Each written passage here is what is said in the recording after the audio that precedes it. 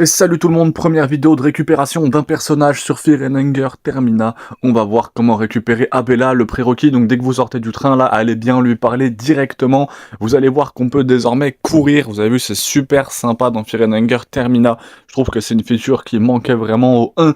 On a vu comment récupérer chaque personnage jouable sur Fear and Hunger 1. Alors jouable, en tout cas qu'on peut intégrer à l'équipe. On a vu comment récupérer chaque personnage sur Fear and Hunger 1. N'hésitez pas à aller voir la vidéo, à vous abonner du coup, et à surtout aller voir la vidéo de tous les personnages sur le 1. Aujourd'hui, on va voir comment récupérer Abella dans Fear and Hunger Termina. C'est vraiment le personnage le plus simple à récupérer. Le premier personnage que vous pouvez récupérer. Prérequis, allez bien sûr lui parler, que vous soyez avec Marco ou un autre, peu importe. Là j'ai pris Marco parce que c'est celui qui permet de le faire le plus rapidement, parce que Marco il fait qu'une bouchée des chiens, il les tape à chaque fois, 2 fois, il fait très mal, je me retrouve quand même empoisonné, donc n'appliquez peut-être pas ça ou essayez d'avoir des soins sur vous. Là c'était vraiment pour faire une run très rapide. Les chiens en plus ne possèdent rien du tout sur eux et on va pouvoir filer au bunker qui est tout à gauche.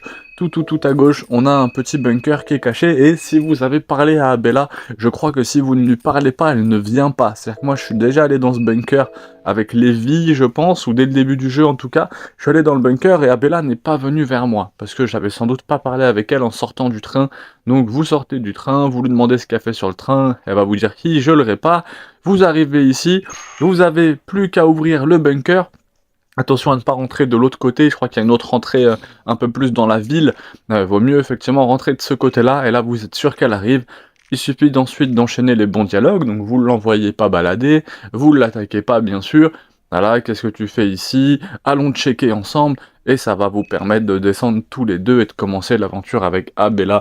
Donc c'est quand même beaucoup plus simple d'avoir 2 personnages dès le début, que de commencer avec un seul perso qui peut être plus compliqué.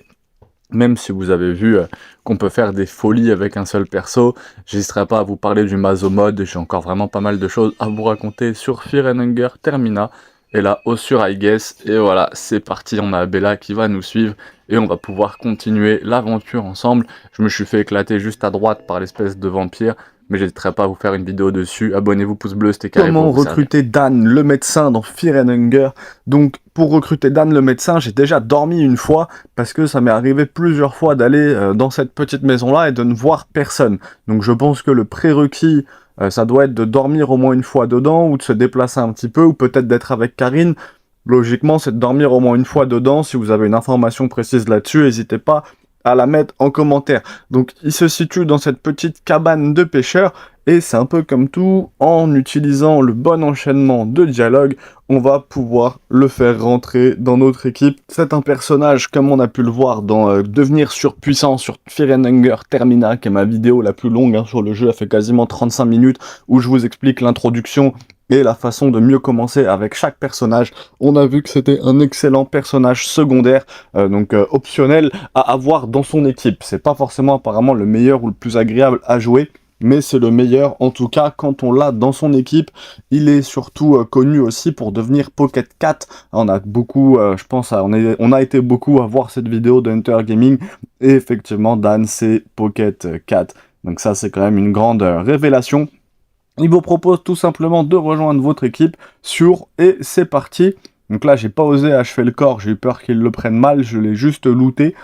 Et Dan va vous rajouter une compétence, c'est-à-dire que si vous tuez quelqu'un, vous allez pouvoir lui faire un diagnostic médical si vous trouvez quelqu'un par terre. Vous savez qu'on a beaucoup de choix dans ce Fear and Hunger. Si vous avez une bonne saut, vous pouvez couper la tête afin de faire d'autres actions. Et là, avec Dan, si vous trouvez un cadavre par terre, vous pouvez tout simplement faire un diagnostic médical. Donc là, that's the plan. Je ne sais pas, je pense que le plan c'était de rentrer là. Je suis parti à gauche en faisant that's plan. Et malheureusement, il a quitté justement l'aventure.